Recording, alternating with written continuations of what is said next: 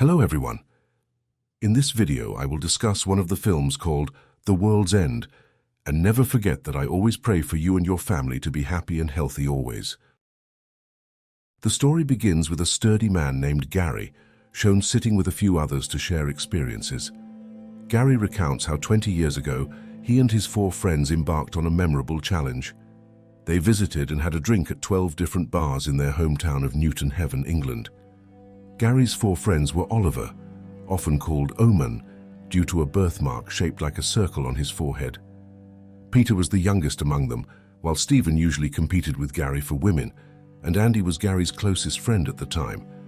The event was particularly memorable for Gary, especially after he successfully hooked up with Oliver's sister Sam in one of the bar's restrooms.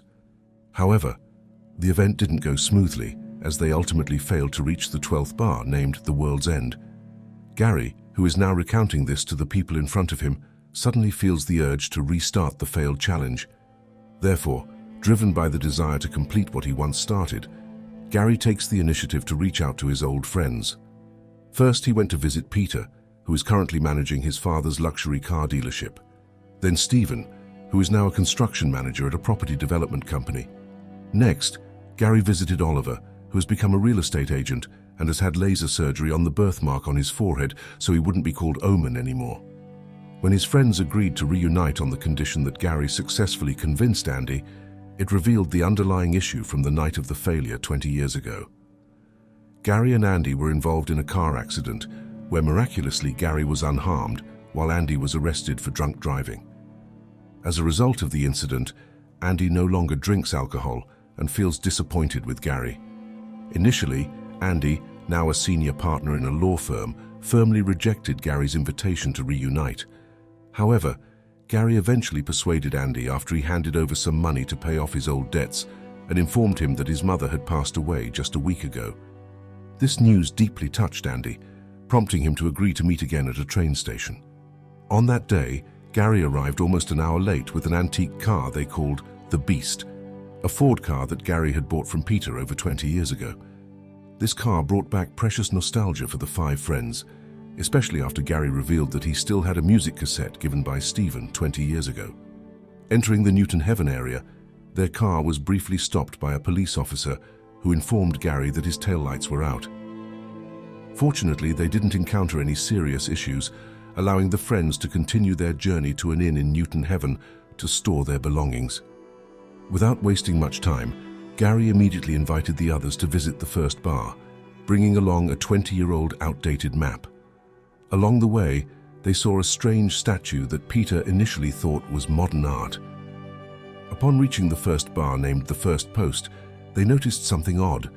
The bartender didn't recognize them at all, and both the patrons and passers-by had cold expressions. There, Andy declined to drink beer and opted for a glass of water instead. After finishing their drinks and chatting briefly, they moved on to the second bar named The Old Familiar, which strangely had the exact same interior design as the first bar. Again, the bartender didn't recognize them. Oliver received a call from his sister Sam, who happened to be in Newton Heaven visiting her friends. Excitedly, Oliver invited Sam to join them, much to the delight of Gary and Stephen, who had long been smitten with Sam.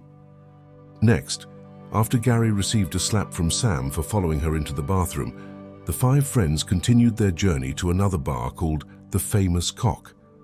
They also saw an old man they recognized named Basil, who used to talk about extraterrestrial beings and other alien conspiracy theories. However, when Gary tried to greet him, the man acted as if he didn't know Gary at all. Unfortunately, Gary was banned there and not allowed to order drinks, so the others decided to have 2 drinks at the next bar as a substitute for the ones they missed at the previous one. Outside, Gary noticed 3 leftover glasses of beer, which, when combined, would make a full glass. He decided to drink the beer to fulfill the 12th bar challenge. Next, at the 4th bar named the Cross Hands, Peter encountered a man named Shane, who used to bully him when they were younger. What annoyed Peter was that Shane looked at him casually as if the bullying never happened. Shane's appearance made Peter very uncomfortable, leading to a small argument between Andy and Gary. Eventually, the other 4 friends decided to end the event and planned to return to the inn. Disappointed, Gary went to the toilet to relieve himself, leaving his phone on the table. Shortly after, Gary's phone rang, receiving a call from his mother, which made Andy angry after realizing that Gary had lied about his mother's death. Meanwhile, Gary, who was in the toilet, noticed the remnants of damage on the wall that he had punched 20 years ago. At the same time, a teenager entered the toilet, prompting Gary to invite him for a drink at another bar. However, when the teenager seemed to ignore him, Gary became very angry and attempted to fight him. To Gary's surprise, he accidentally knocked the teenager's head off, revealing that it was detachable and filled with blue fluid as if he were a robot. Seeing this, Gary's 4 friends came to the toilet to question Gary's lie about his mother's death. But when they saw what Gary was holding, they were shocked, especially when the object started moving again despite its head being detached. Subsequently, several other teenagers entered the toilet and began a battle royale fight with Gary and his friends.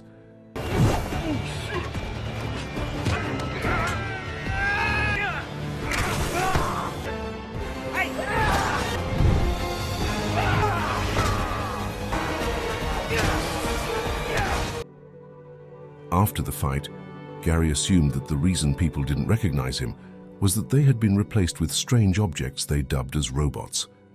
Since they had no idea what was happening in Newton Heaven, Gary suggested they continue to the next bar and then leave the town secretly the next day to keep themselves safe and avoid raising suspicion about what was going on.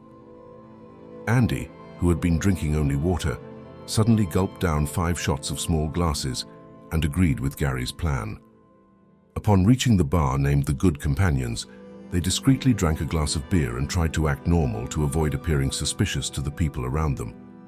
Next, at the bar named the Trusty Servant, Gary saw a priest named Trevor, who used to do marijuana transactions with him. Curious about what was happening, Gary approached the priest using the secret code they used for transactions in the past. He did this to see if the priest, Trevor, was still human or had been replaced with a robot body. Trevor and 2 other customers, who turned out to still be human, immediately explained that they were not robots and sternly forbade Gary from discussing it further. At the same time, the priest Trevor suddenly received a phone call, which made him tremble, and he went to the toilet. From the direction of the toilet, Oliver emerged looking relieved. On their way to the bar named the Two-Headed Dog, they became increasingly panicked as many people continued to watch and follow them. Inside the bar, Jerry and Stephen saw Sam, who came with her twin friend. Feeling worried, Gary immediately pushed Sam into the toilet to try to tell her what he knew. However, Sam didn't believe Gary right away and slapped him before leaving with her twin friend. Sam informed her friend about what Gary had said, but suddenly the twin rose from the table and began to threaten Sam to tell them more. Fortunately, Gary appeared and promptly dealt with the twin to prove to Sam that what he was saying was indeed true. Stephen also appeared there to help, before he expressed his hidden feelings to Sam. Soon after having a drink, Gary invited Sam and his friends to move on to another bar called The Mermaid, which was hosting a college disco event with a much larger crowd. They were unsure whether this bar was inhabited by robots or entirely humans. There, they also met a trio of beautiful girls who used to be idols in school. Peter, Andy and Gary were immediately interested in dancing with the 3 girls, and they were too drunk to realize that these women hadn't aged since the last time they saw them. Meanwhile, Stephen disappeared from the crowd as he was forcibly pulled by Old Man Basil. The old man revealed that the group they encountered was part of a frightening group called the Network, an extraterrestrial group with the goal of merging their creatures with humans as they had done on other planets they had visited. The Network would steal DNA from everyone they encountered to make exact copies of humans and place them in empty bodies. These empty bodies could be set to be young or old, and they could even have exact memories from the taken human DNA. Meanwhile, the original bodies of the humans would be disposed of or destroyed. Basil, who was usually known as a conspiracy theorist, was horrified by this prospect and ordered Stephen to leave the city immediately before suddenly disappearing himself. Soon Stephen informed Sam about this news and how the Network was out to gather human DNA by any means they could. At that moment, one of the beautiful girls swallowed Andy's wedding ring, which was one of the ways the Network obtained copies of DNA. Sam was also shocked by the appearance of the handsome man she used to date, but she soon realized that he wasn't human because the man should have died 8 years ago in a motorcycle accident. Sam, along with Stephen, quickly pulled Gary and the others to leave the bar and head to another bar called the Beehive.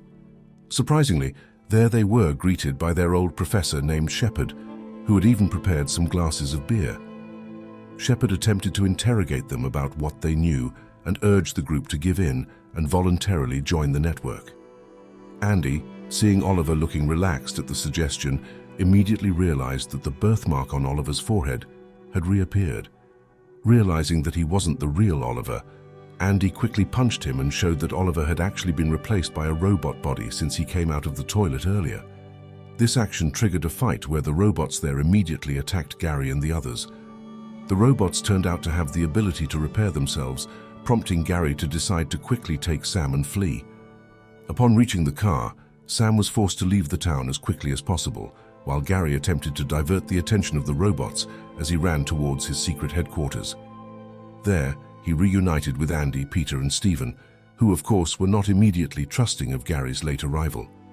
Therefore, Andy forced Gary to show the scars on his arm, but Gary refused the request and instead pressured his 3 friends to first show the scars they had acquired when they were young to prove that they were still human.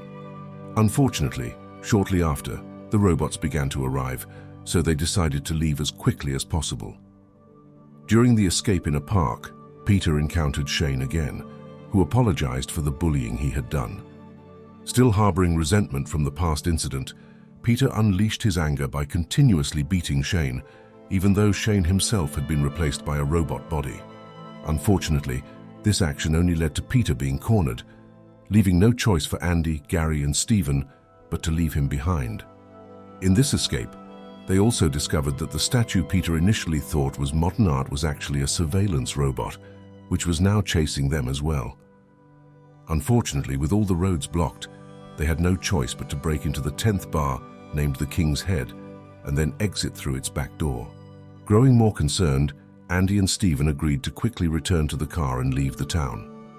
At that moment, Gary poured himself a glass of beer, then tossed his car keys to Andy before leaving to try to reach the next bar. Refusing to leave his old friend behind, Andy handed the car keys to Stephen and decided to chase after Gary. Upon reaching the bar named the Hole in the Wall, Gary attempted to quickly drink a glass of beer while Andy was busy fighting off the pursuing robots. At that moment, Stephen suddenly appeared by crashing Gary's car into the wall of the bar. Unfortunately, Gary chose to move on to the next bar, forcing Andy to continue chasing him.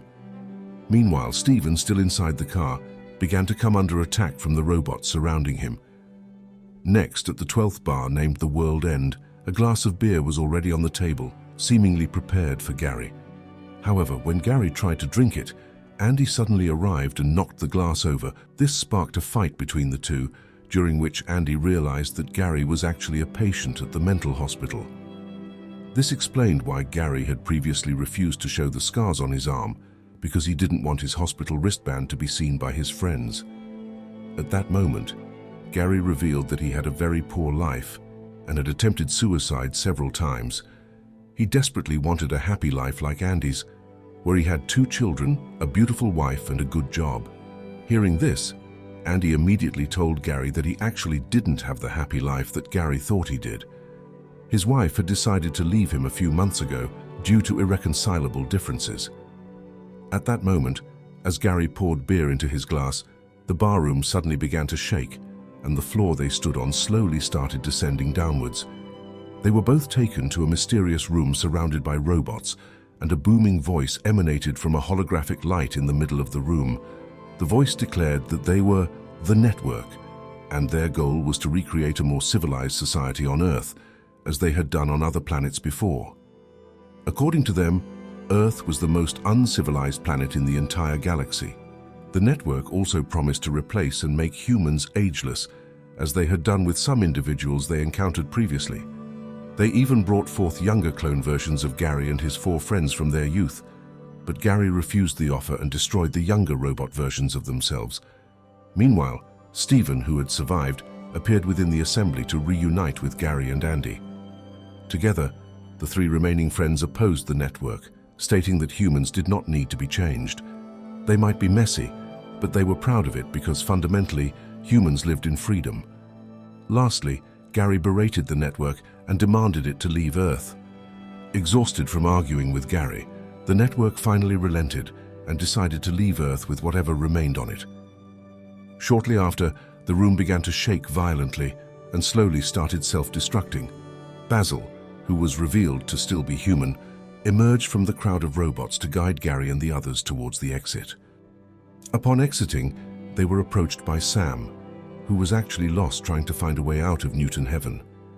They quickly got into the car to prepare to leave, but on the way, there was a massive explosion that caused Sam to speed away to avoid it. Although they managed to survive, the city of Newton Heaven was completely destroyed. Several months after the network left Earth, Andy sat around a campfire, recounting the series of events to the children gathered before him. He explained that when the network left, the explosion triggered by the world's end caused damage to all electronic devices, forcing humanity back into a dark age. The technology blackout forced everyone to go organic on a massive scale, even filling landfills with computers and advanced technologies that could no longer be used. And although the network had departed, the robot replacements it left behind mysteriously rose again and started a new world order.